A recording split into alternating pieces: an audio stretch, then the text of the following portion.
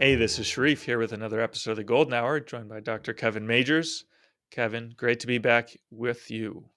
Hey, Sharif, great to be back again. Thanks for having me. Hey, Kevin. Well, I know that you really specialize in helping people with anxiety, and it's something that we come back to from time to time. But I thought we've gotten a couple new inquiries and new angles on anxiety, so I thought this would be a great topic for today's episode. What do you think about that? I've been dreading that. I know it makes you anxious, makes you worried. Don't Yes, worry, just channel the adrenaline into excitement, but we'll get it exactly. My palms more are into that sweating. later. Yeah. Okay, that's right. So, okay, let's kick this off with a question from one of our listeners. Okay, so let me read this question. First, this person says, "Thank you for your work on the podcast. It has been extremely beneficial to me and our organization." So that's always nice to hear.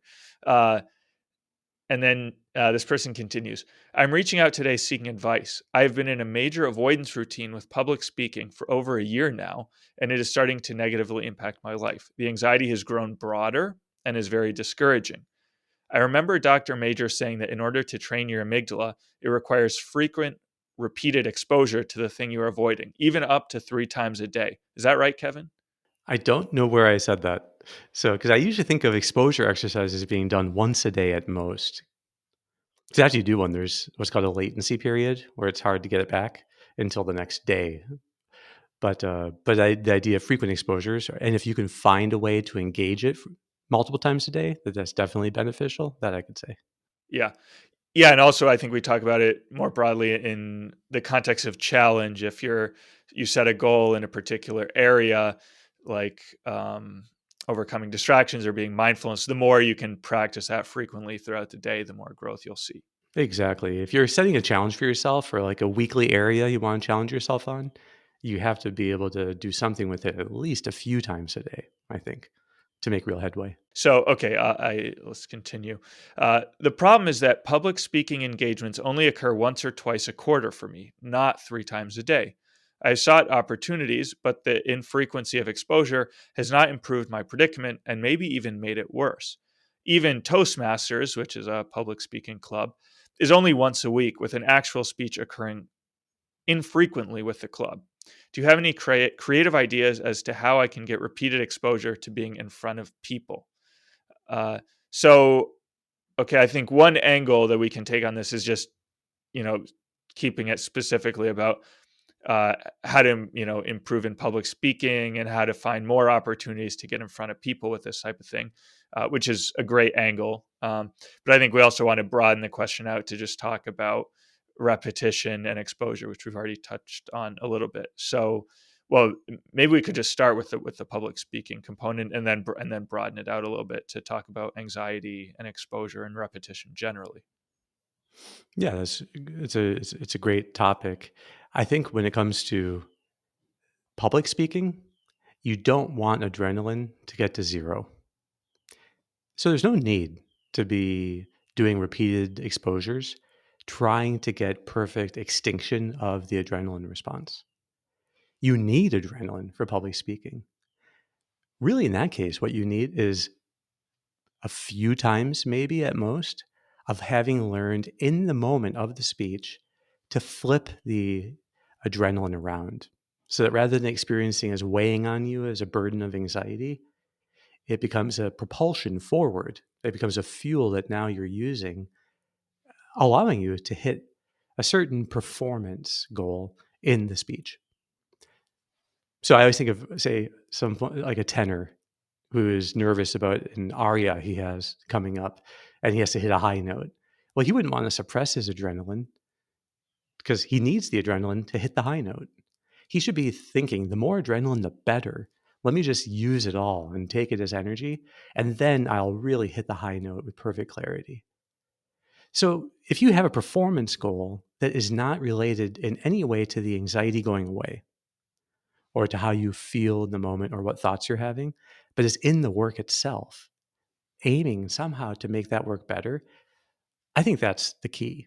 So with public speaking, you don't want the adrenaline to get to nil. You just want to get used to getting through that phase, of having high adrenaline and then reframing it as beneficial, and then utilizing it as a fuel. I also tell people that there are two phases of getting over any fear. One is learning in the moment. It's called in vivo exposure, how to get through it. So, say that you're afraid of heights. Well, one thing is learning when you're on a high place to welcome the sensations of anxiety and whatever thoughts may come and see it as part of the learning curve, part of the growth. And then you'll find that soon you won't have anxiety on balconies. But if you know that you're going to be at, say, some event where you're going to have to be in a high place at some balcony, can't imagine what that would be, but you say that it was coming up, and your anticipation of the event could still produce anxiety, even though now in the setting itself you don't have anxiety. This happens with people who are just starting out teaching. That at first they might be nervous about having to give a class, but pretty soon they learn how to channel all of that. But they could still be nervous in the run up, like in the lead time going into the class. So there's usually two different phases. One is that people learn to get over their fear in the moment, and then the other is to get over the anticipatory anxiety. And that just takes a little bit longer.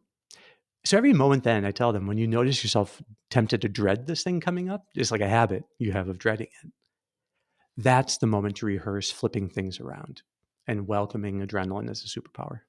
Yeah. Okay. This gets to a question that I've had for some time now. It kind of impairs my understanding of everything, but I've been suppressing it for the longest time. So, we talk about the habituation curves, and for those listeners who've done the master class or watched some of your other videos on YouTube, you can actually see them. I'll have to just describe them.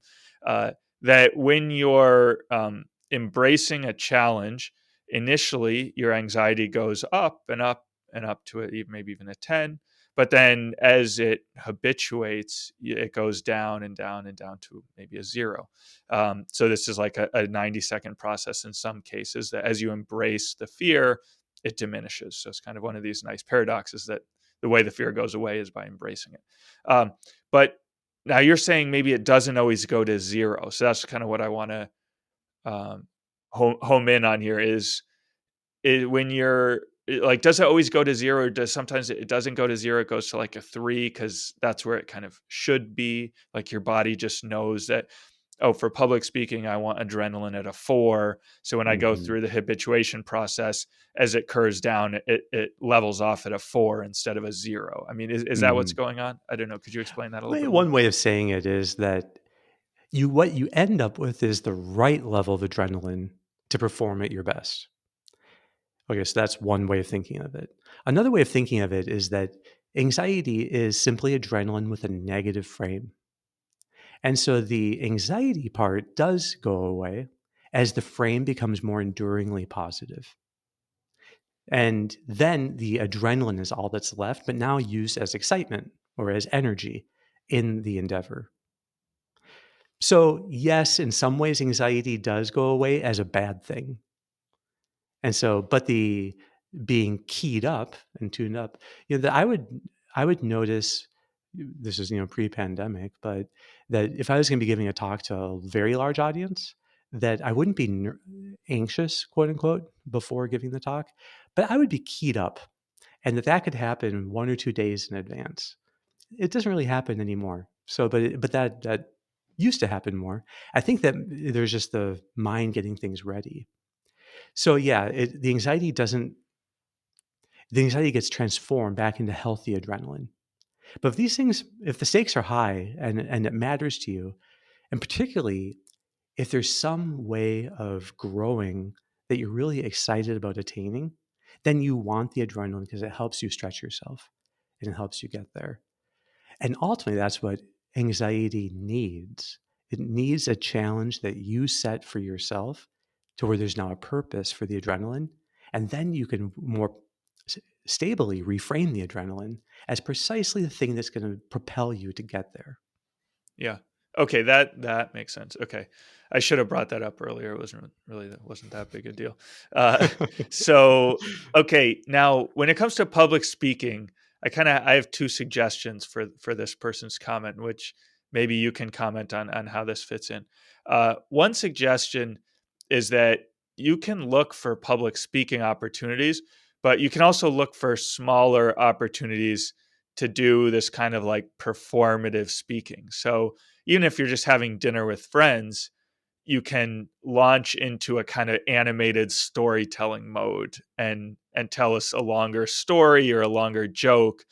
And that's a great way of practicing this kind of like fully investing yourself in what you're saying, putting your emotions into it, your intonation, working all these aspects of it. And that's something that you can do every day, frequently every day. You can do it in any meal with coworkers. You just start telling a story and try to get their attention and try to get into it. So I remember you gave me that tip once, and that was more nerve wracking when I was about to tell a joke to a group of people than maybe some of my public speaking performances. Um, so that would be option one. I don't know if you've Yeah, I worked think on that that with that's people. yeah, and the act of in some way being vulnerable in Hmm. front of a group, it's even harder with a small group than with a large group. So being more self-disclosing with under 10 people isn't this is I think there's literature on this that can actually be more nerve-wracking, than giving a talk in front of 100 people. So why is that? Well, maybe it's just because it's more real. And there's the eyes of each person there on you. It's just a little everything's more real when it's smaller scale. Because many times you're giving a talk to a bunch of people, you're really just giving a talk to a few people because there are certain anchors you have in the audience. You're not really, but when a smaller group, you're giving a talk to more, and it's more anchors than you would typically have. That'd just be one theory. But this is commonly noted by people that just being revealing in any way, even but not embarrassing things, but just like inconsequential things or little details of one's life, can be leave people feel vulnerable, and that's a great practice. That's cool. And then the other thing, which is think is related to the way that you do exposures, which is that if the person does not fully reframe, they never really overcome the anxiety.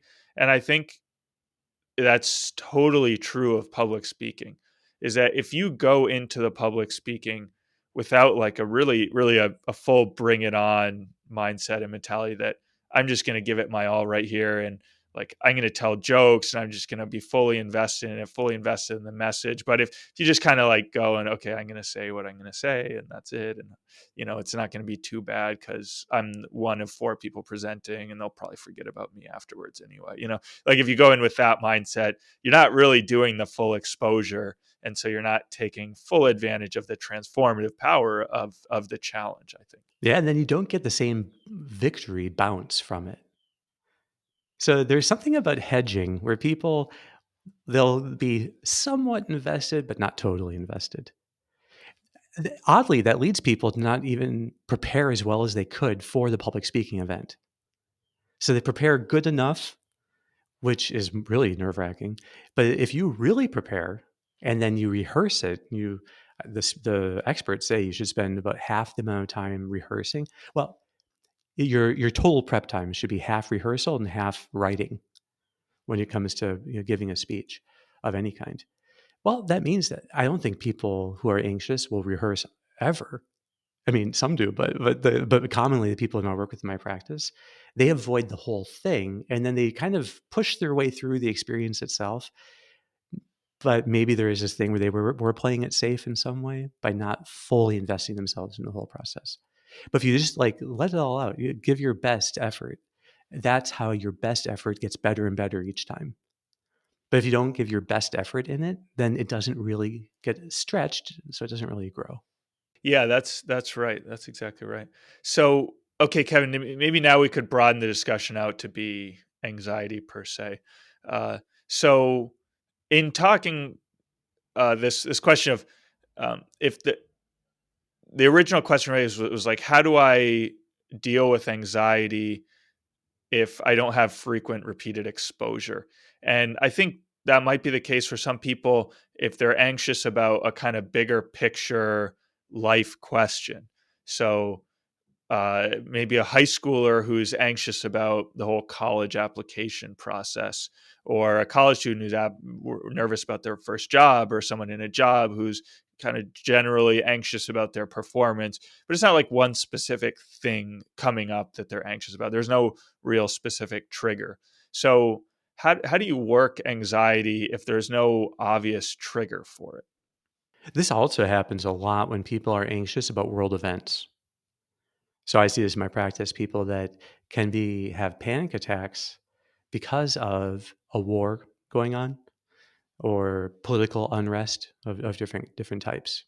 So which then seems strange, right? Like how do you help someone when there's no exposure to be done and there's nothing for them to do? There's evil in the world, there's bad things that happen. And that causes them anxiety. I think that way of thinking of it may not be correct. It's perhaps not so much the case that there is some situation so broad that there's really nothing for them to do right now about it. There's a phenomenon that we see a lot called displacement. And what that means is that there is some anxiety someone is experiencing, or someone that there's some anxiety in someone's life that is happening right now that's being triggered, but in some ways it's being denied. They're denying it a hearing. And that could be for many different reasons. It might be that the person isn't really admitting to themselves how much something is weighing on them. Or it could be that there is such habitual avoidance of a certain topic that's hard for them to let themselves even think of it. And, but yet staring, it's like the elephant in the room. Well, in those cases, then the anxiety can get displaced to other things. So if a person is really anxious about getting fired from his job, then it may show up in some other topic. It could be something. It could be kind of put onto a world screen. So that now they're really anxious about this. You have to see that kind of more global, free floating situation, like broad situation anxiety, may just be the channel that anxiety is getting funneled into. That's rather than being the thing itself. So yes, that thing does make them anxious to some extent, but it also makes them anxious in a way that they find acceptable, and that they're able to then admit the anxiety, and it almost works like some kind of outflow tract for the built up tension that's been in them, and it all gets poured into something. You see this also, like another version of it, in people who have obsessive compulsive disorder, that no matter what makes them anxious, their OCD gets worse. So they experience everything as a worsening of OCD. But it might really be that there's a very real situation in their life that they're not addressing at all. And the worse it gets, the worse their OCD gets. And it's just that is how they experience anxiety now, is they just obsess about whatever the topic might be. They obsess about, the faucets not being turned completely off. But so you could do exposures to those faucets, but what you would find is if you're not really uncovering the main driver of it, you're not going to change the ultimate outcome or dynamic. So really the question is, in my mind, when I'm treating people, does this make sense? What is the thing that to me makes sense as a story that that explains why they're so anxious? And if someone says it's not saying that everyone with global worries, anxieties is displacing it. I'm just saying it's a common thing that's seen. So at least it's worth asking the question: is there actually something in their life right now that they could be engaging, and that there's a challenge waiting for them that just need, and that's what the adrenaline is actually for. Yeah. Okay. That's a very interesting take. So displacement. I mean, that sounds like a common phenomenon. Is that something that is only relevant in these kind of, like, I don't want to say extreme clinical, but I'm just going to say extreme clinical, these types of situations, or is that something that to some degree is like, how would you apply that insight to just normal day to day situations? Are there applications of it? I think that displacement may be the most ordinary way people experience emotion. So that as you can ask yourself, yourself, and the listeners can ask themselves, when you're bothered by something, Like, so let's say you get short tempered or interiorly you just get exasperated by something. Is that really the thing bothering you usually? Or isn't it more the case that there was something else, and then it kind of sets the stage, and then the other little things are like a straw that breaks the camel's back, and then the person gets all frustrated. I think it's true for every emotion, that displacement is a powerful phenomenon. It even works in a strange way with addictions that whenever there's a stress in people's lives, then they will reflexively go to the addiction, as the thing, and then the addiction gets worse. But you really have to address what is the underlying thing. That many times addictions are just escapes, which is just another kind of anxiety.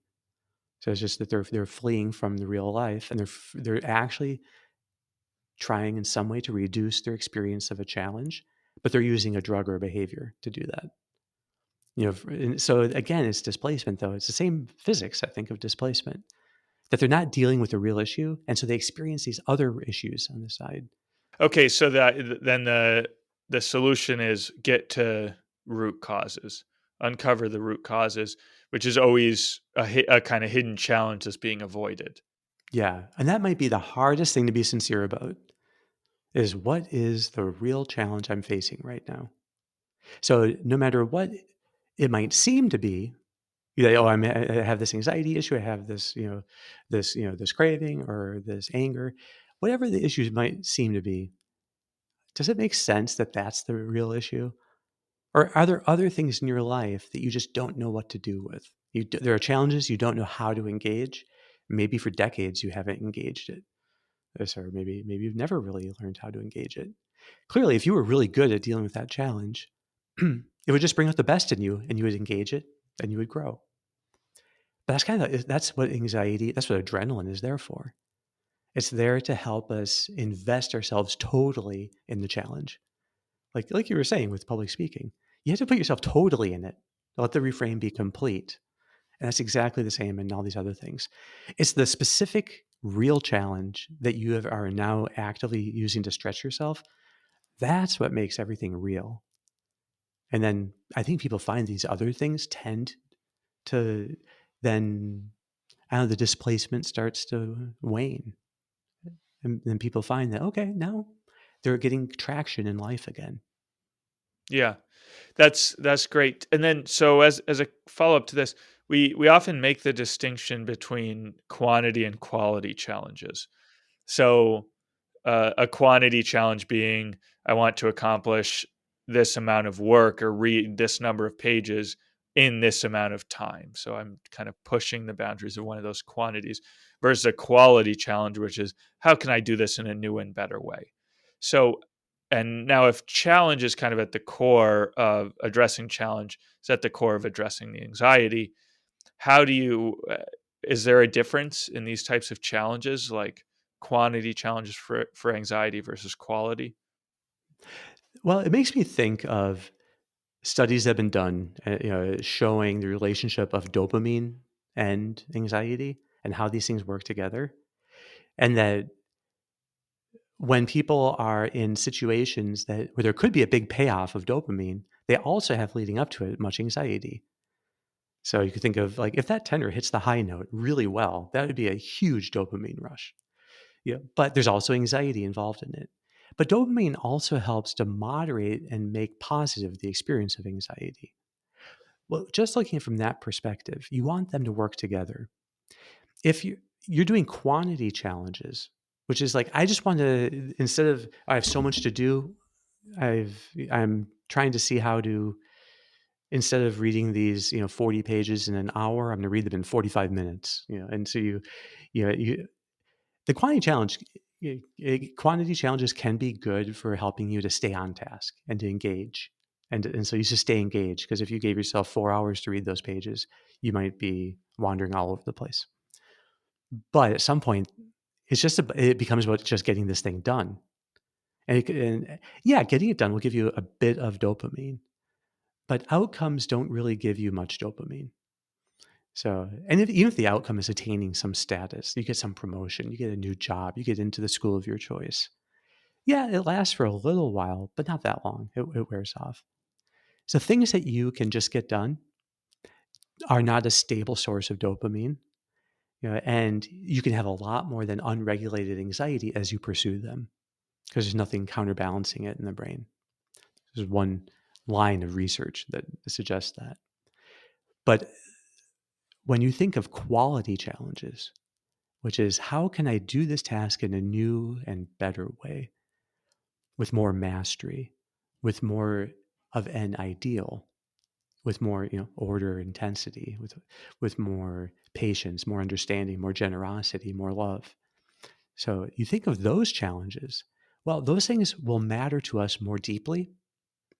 They are not an outcome, but a whole trajectory of growth. And trajectories give you enduring dopamine. Because if you really value being a wise, generous, patient, loving person, whatever the ideal that most strikes you in that moment, you will get dopamine as you make steps of progress towards it. And if you can make those steps of progress within the midst of big challenges, it's even deeper. So bringing ideals into your biggest challenges that's you do that by using some quality challenge in it. So it's not enough that you might be, I don't know, nervous about, some people have social anxiety, they're nervous about their upcoming dinner with some friends, and an outcome would be to simply have no anxiety while you're there. Well, that's not great because you don't even have control over that outcome, or just getting through the meal, eh, but if they were to think of some quality challenge, like even with my anxiety, I'm just going to try to be generous in giving my best attention and interest to the people that are with. Well, that is something that's beautiful. That is something more deeply motivating. And then in the moment, as they're doing it, they get more and more dopamine, which makes the entire experience better and the learning even goes deeper. So the best thing we can do is find a way to challenge ourselves in the very thing that makes us anxious. But the challenge isn't getting rid of anxiety. The challenge is doing that better and bringing in ideals and deeper motives of love and service into that challenge is the best way of doing that. And that's how we kind of forge our character. It's almost like the anxiety is the heat of the forge, but we need to be intentionally shaping it in the midst of that. So it's not just about cooling the thing off. It's about giving, the thing the right forged shape in that moment of plasticity. Yeah. Well, Kevin, that's a very beautiful and powerful note, I think, for us to end on, I think so. because we're now out of time. Yeah. But so we'll be back next week. All right, Sharif. Thanks a lot for your questions. Awesome. See you soon.